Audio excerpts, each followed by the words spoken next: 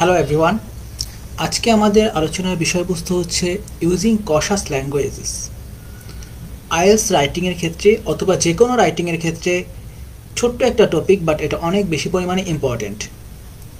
Using কশাস language বলতে আমরা আসলে কী বুঝি? The examiner will be looking at the tone you use in your sentence. The more precise tone seems to match what you really think, the better your score will be. That means আপনার examiner দেখবে কি আপনি কী টোনে কথা বলছেন, আপনার সেন্টেন্সের স্ট্রাকচারটা কীরকম, সেন্টেন্সের টোনটা কীরকম। এই সেন্টেন্সের টোনটা রাইটিংয়ের ক্ষেত্রে অনেক বেশি ইম্পর্ট্যান্ট। সো আইএলস রাইটিংয়ের ক্ষেত্রে আপনি প্রিসাইসলি যে বিষয়টা বলতে চাচ্ছেন সেটা যদি প্রিসাইসলি বলতে পারেন, তার মানে আপনার স্কোরটা বেড়ে যাবে। আমরা জানি টোন তিন ধরনের হয় সাধারণত: strong tone, neutral tone, কশাস tone. So এই তিন ধরনের টোন আমরা ভিন্ন ভিন্ন ক্ষেত্রে ইউজ করা দেখব। সো আপনাকে যদি বলা হয় কোনো একটা বিষয় নিয়ে আপনি অ্যাগ্রি করছেন না ডিসঅ্যাগ্রি করছেন, that means agree or disagree এসে আসে, সেক্ষেত্রে আপনি যদি স্ট্রংলি অ্যাগ্রি করেন তাহলে আপনি স্ট্রং টোনে কথা বলবেন। কিছুটা যদি নিউট্রাল থাকেন, যেমন to what extent to agree or disagree, সেক্ষেত্রে কিছুটা আপনি নিউট্রাল টোনে কথা বলতে পারেন। অথবা আপনি কশাসলি, আপনি যদি একদম কোনো একটা বিষয় যদি খুব স্ট্রংলি না বলেন বা নিউট্রাল মাঝামাঝি থাকতে চান, সেক্ষেত্রে আপনি কশাসলি কথা বলবেন। যেমন I am firmly convinced that burning fossil fuels is the main cause of global warming. I am firmly convinced that, মানে আমি স্ট্রংলি বিলিভ করি, সেক্ষেত্রে এটা একটা স্ট্রং টোন। আপনি স্ট্রংলি যদি এই বিষয়টা বিলিভ করেন, সেক্ষেত্রে এই ভাষায় বলা যেতে পারে। I personally believe that, আপনি পার্সোনালি বিলিভ করেন এটা burning fossil fuels is the main cause of global warming. That means আপনি নিউট্রাল থাকলেন। পার্সোনালি বিলিভ করা মিনস নিউট্রাল থাকা। এটা যে হতেই পারে এরকম না, এটা আপনার পার্সোনাল মতামত। It would seems that burning fossil fuel is the main cause of global warming. এটা একটা কশাস টোন। এটা দেখা যাচ্ছে যে, দ্যাট মিনস আমরা এখানে তিনটা টোন দেখতে পেলাম। একটা হচ্ছে কি আপনি স্ট্রংলি যদি বিলিভ করেন তাহলে এভাবে বলতে পারেন I am firmly convince that. আপনি যদি কিছুটা নিউট্রাল থাকতে চান তাহলে বলতে পারেন আই পার্সোনালি বিলিভ দ্যাট। আর যদি আপনি খুব কশাসলি কোনো কিছু নিয়ে বলতে চান তাহলে ইট উড সিমস দ্যাট। তাহলে আপনি কী টোনে কথা বলছেন সেটা অত্যন্ত ইম্পর্টেন্ট।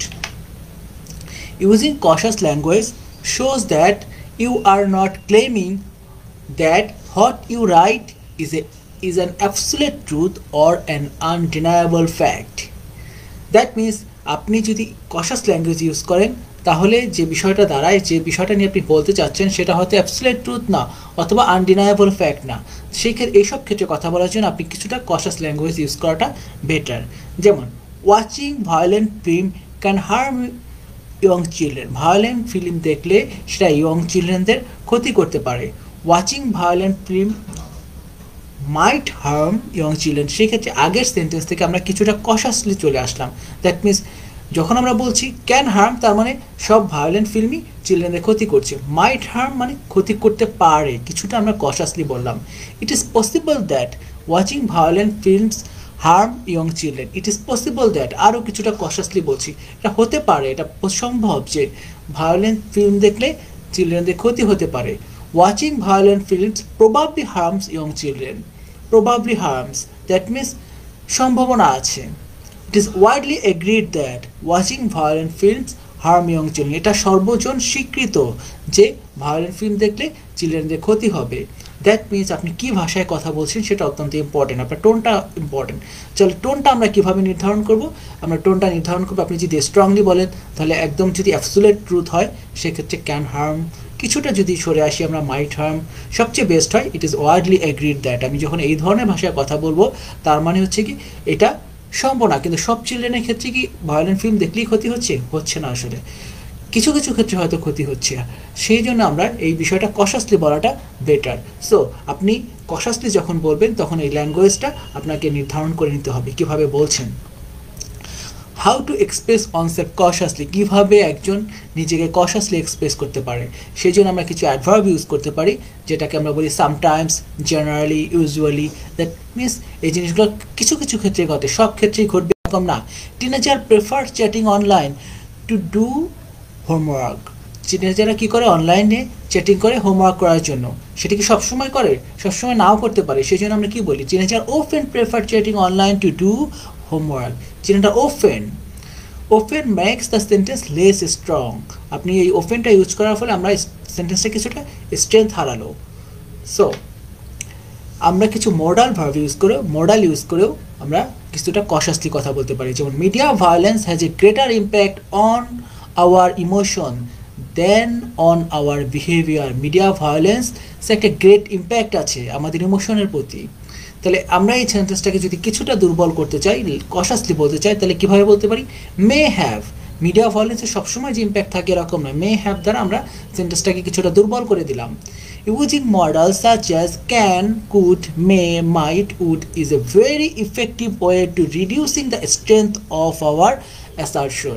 That means আপনি যখন may, might, can, could এই ধরনের মডেলগুলো ইউজ করবেন আপনার সেন্টেন্সটাকে কিছুটা কশাসলি বলা হবে সো কশাস সেন্টেন্স ইউজ করাটা সবসময় better using adjectives, verbs and nouns যেমন adjective বলতে কি বোঝাচ্ছি certain, definite, possible, probable certainly definitely possibility এরকম ইউজ করে আমরা কিছুটা কশাসলি বলতে পারি যেমন media violence affects young children's behaviour যদি এই কথাটা বলি তার মানে মিডিয়া ভায়োলেন্স সব চিলড্রেনের বিহেভিয়ারকে এফেক্ট করছে বাট এটাকে যদি আমরা কিছুটা কশাসলি বলতে চাই তাহলে বলতে পারি it is probable that media violence affects young children's behaviour it's probable that এই কথাটা দ্বারা আমরা কিছুটা কশাসলি বললাম there is a possibility that media violence affect young children behaviour there is a possibility দিয়ে আমরা কিছুটা সেন্টেন্সটাকে দুর্বল করে দিলাম সো এই বিষয়টা একটু আপনারা খেয়াল রাখবেন যে আমরা চেষ্টা করব যে কিছুটা কশাসলি বলার ক্ষেত্রে কশাসলি বললে আপনার মার্কসটা বেড়ে যাবে সব ক্ষেত্রে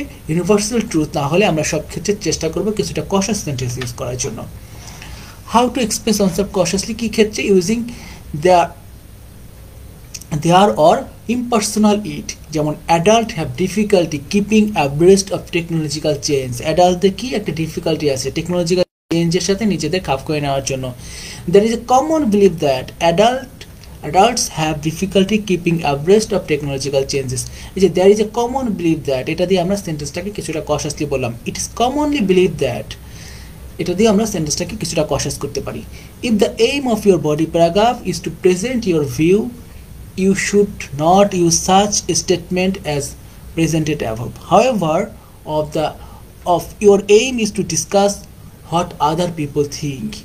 This is a good way to vary your sentence. তার মানে আপনার যদি এইম থাকে যখন আপনি প্যারাগ্রাফটা লিখবেন তখন যদি আপনি কি বিলিভ করেন স্ট্রংলি যদি বিলিভ করেন সেক্ষেত্রে কশাস ল্যাঙ্গুয়েজ ইউজ না করলেও চলে কিন্তু যদি এরকম হয় অন্য লোকে কি ভাবছে বা এটা সম্ভাবনা হতেও পারে নাও হতে পারে আপনি 100% নিশ্চিত না সেই ক্ষেত্রে আপনি সবসময় কশাস ল্যাঙ্গুয়েজে লিখতে হবে এবং কশাস ল্যাঙ্গুয়েজগুলি কি হতে পারে কিছু আমরা কশাস ল্যাঙ্গুয়েজের example it is widely held view that it is generally believed that it is widely agreed that it seems likely that it may be assumed that it could be argued that there seems to be general consciousness that there is some evidence to suggest that this is a general assumption that this is a widespread belief that তাহলে এই ধরনের sentence opener use করে আমরা cautiously বলতে পারি sentence opener আপনার কাছে যেটা ভালো লাগে এখান থেকে 3টা বা 4টা সিলেক্ট করে আপনি প্র্যাকটিস করে এটাকে রপ্ত করা ট্রাই করবেন সো কশাস ল্যাঙ্গুয়েজে